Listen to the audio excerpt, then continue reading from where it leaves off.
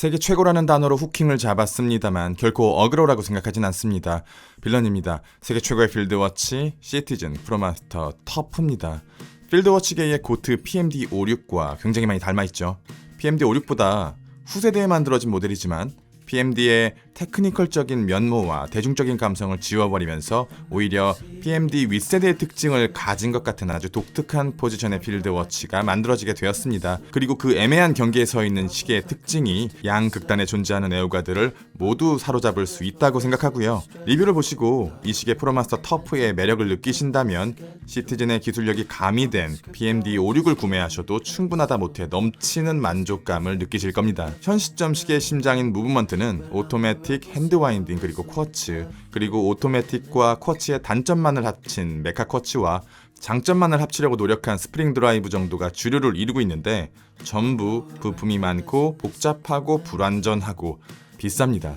유지보수에도 많은 비용이 들어가고요. 과거에는 이 단점들이 순수한 기술력의 부족으로 인해 발생한 것이라면 지금에 와서는 이 부족한 기술력을 감성으로 포장하면서 그 오랜 시간 일본의 세이코, 시티즌, 카시오로부터 고통받으며 죽음의 문턱까지 다녀온 기계식 시계 브랜드와 그 모델의 헤리티지에 일종의 위로금을 주는 거라고 생각하거든요. 그런데 냉정하게 따지고 보면 다들 자신들의 시계에는 엄청난 무언가가 들어가 있다고 광고하지만 우리가 접근 가능한 거의 대부분의 시계 브랜드들은 공장에서 대량으로 찍어내는 공산품입니다. 카시오도 마찬가지고 태그호이어도 마찬가지고 롤렉스도 마찬가지예요. 그런데 시티즌은 이 방면에서 조금 쿨한 면모를 보여줘요. 이제는 돌이킬 수 없다라고 표현하는 게 더 맞는 것 같은데 카시오도 오토매틱을 시작했고 타이맥스도 150만원대 오토매틱 시계를 만들어냈고 세이코는 이미 10여 년 전부터 스위스의 가격 정책을 따라가고 있습니다. 그런데 시티즌은 다른 브랜드들처럼 뒤늦은 포장을 하면서 가격을 끌어올리기에는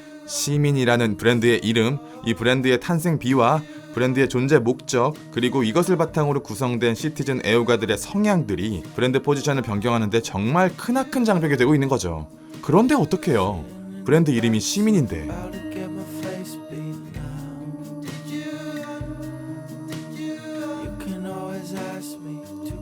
38mm 제 기준으로 완벽에 가까운 필드워치 사이즈, 10mm로 드레스워치에 가까운 얇은 두께, PMD56보다 2mm 정도 더 얇습니다. 44mm로 소멸할 것 같은 러그트러그, 줄질이 편한 20mm 러그, 무게는 41g.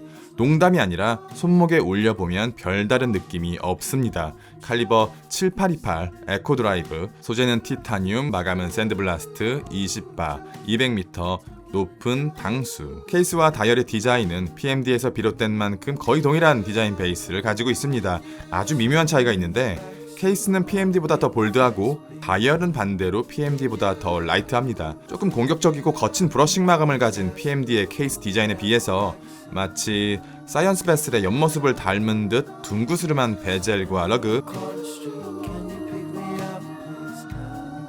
투박한 샌드블라스트 마감이 대조되고요.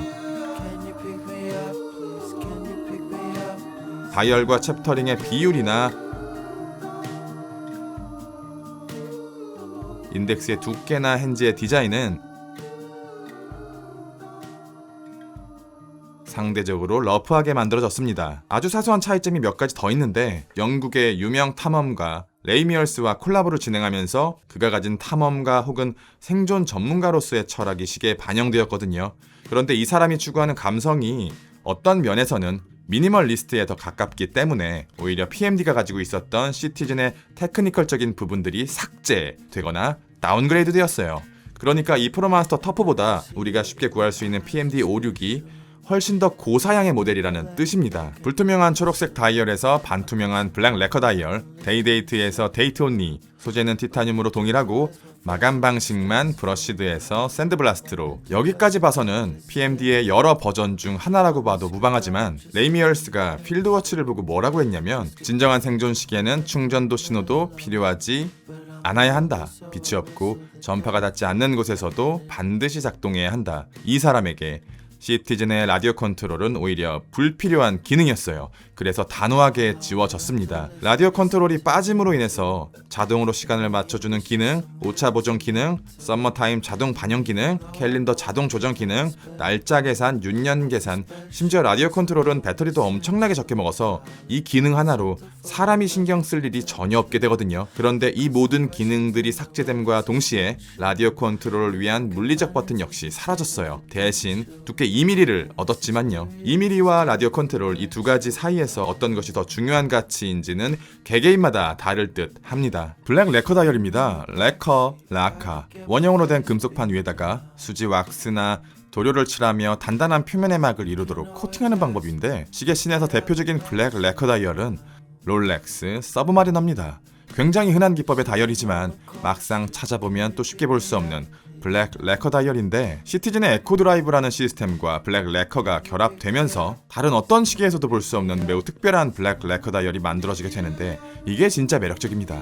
에코 드라이브라는 메커니즘은 동력원을 손목의 운동 에너지나 크라운의 회전 에너지가 아닌 태양의 빛 에너지를 활용하는데, 그 에너지를 받아들이기 위한 공간이 바로 다이얼이고, 빛을 흡수하기 위해서는 다이얼이 투명해야 해요. 시티즌은 이것을 미적으로 활용하는데, 최상단에는 컬러와 텍스처가 입혀진 코팅층이 있고, 중간에는 얇은 투명층, 하단에는 태양광 패널이 있는 삼겹살이에요. 이 삼겹살이 서로 겹쳐지기 어려운 두 가지 감성, 칠흑 같은 블랙 레커와 반투명한 느낌을 공존하게 해줄 뿐만 아니라 다이얼이 공중에 살짝 떠있는 듯한 모습을 구현해주는데, 이게 에코 드라이버만이 가질 수 있는 일종의 특권이라고 생각하고요. 어두운 밤하늘 아래 빛나는 호수를 바라보는 느낌이라고 말씀드리고 싶습니다. 이렇게요.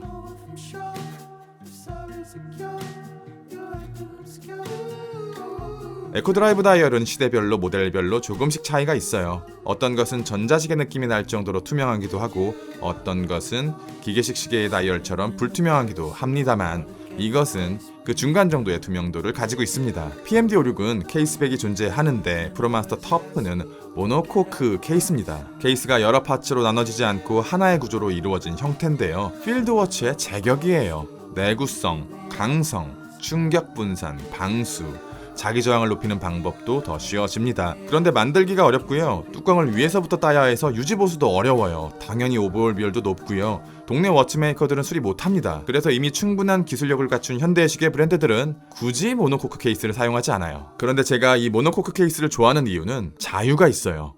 케이스가 하나의 형태로 빚어지기 때문에 케이스백, 러그, 크라운을 연결하는 라인이 더 과감하고 깔끔하게 이어지고,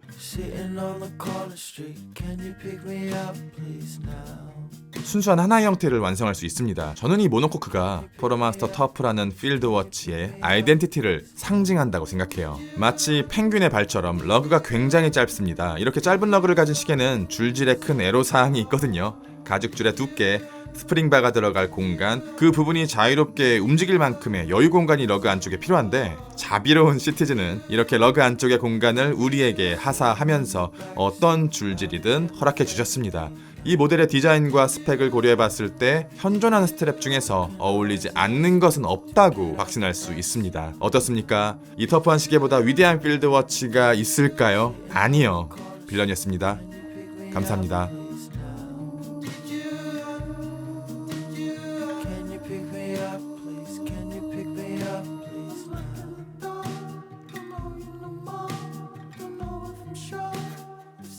Secure, you're acting obscure.